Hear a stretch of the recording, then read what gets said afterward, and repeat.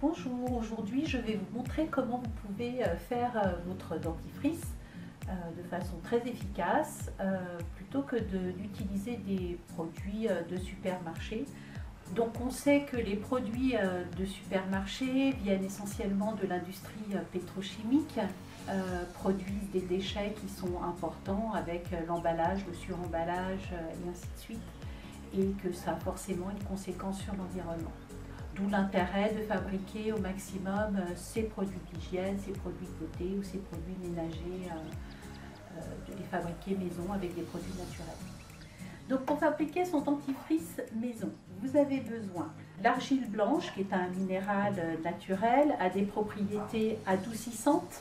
C'est un abrasif qui est très doux et c'est une poudre qui est nettoyante. Donc très intéressante dans la fabrication du dentifrice.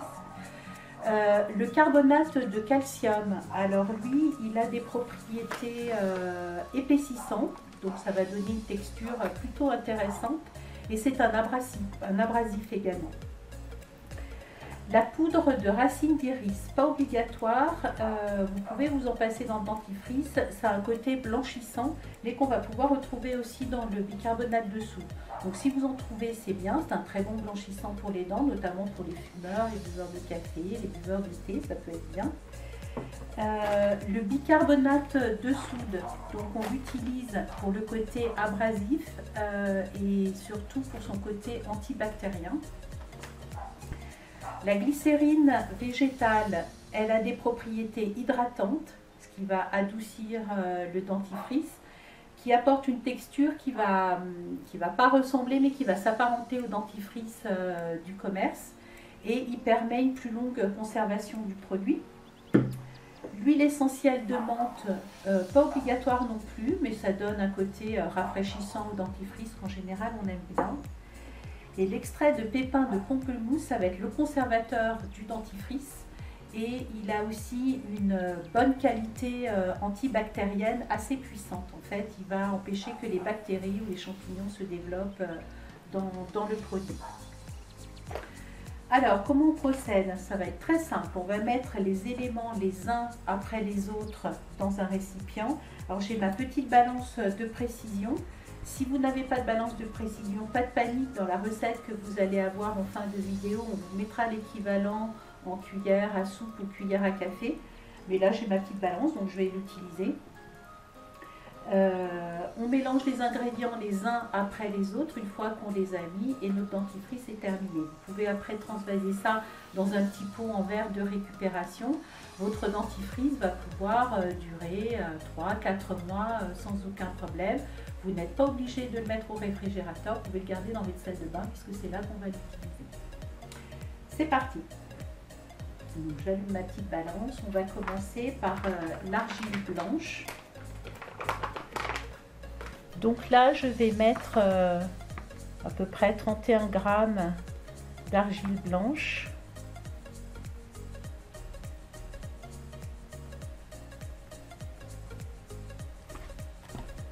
À cette argile blanche, je vais rajouter le percarbonate de soude.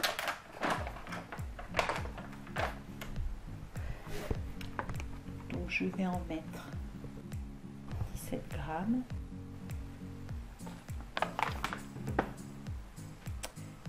Et comme je vous l'avais dit, on mélange.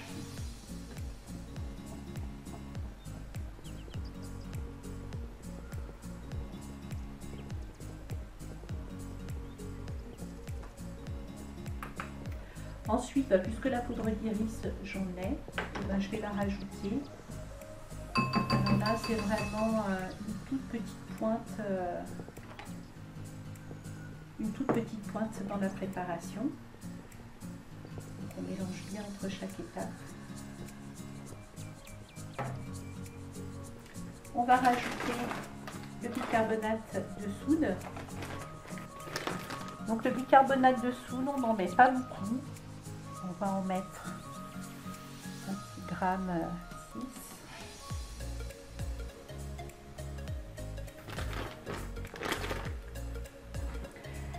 Donc à cette préparation, on va rajouter de l'eau. Je vais en mettre environ 32 grammes.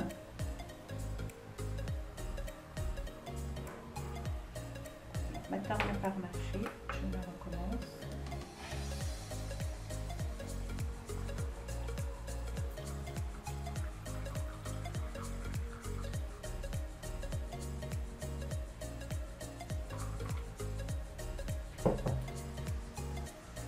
Et donc là, on mélange bien.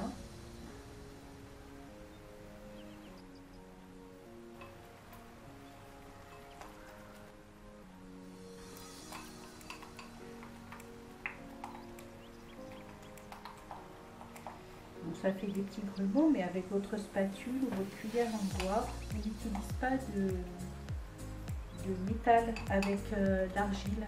Donc on utilise soit une cuillère en bois, soit une petite spatule comme j'ai là, qui est très commode.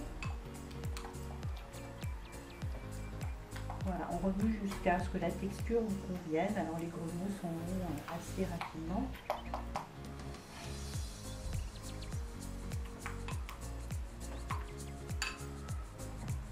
Je vais rajouter la glycérine.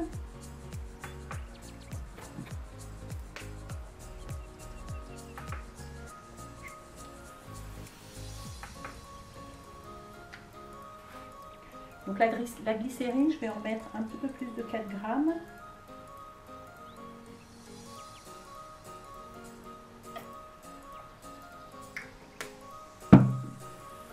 Pareil, je mélange.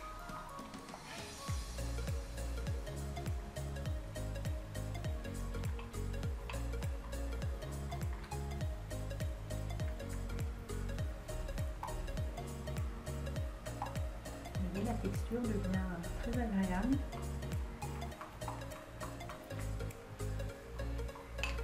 À ça, je vais ajouter l'huile essentielle de menthe. Donc, pour cette petite préparation, j'en mets 10 gouttes.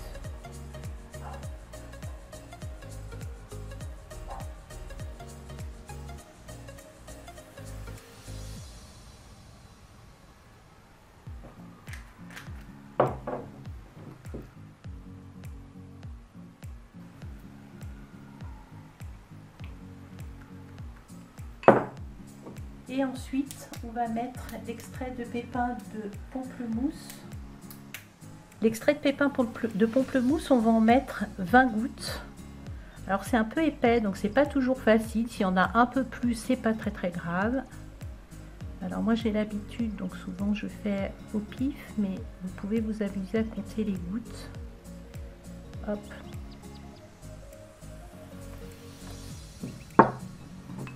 Et on mélange.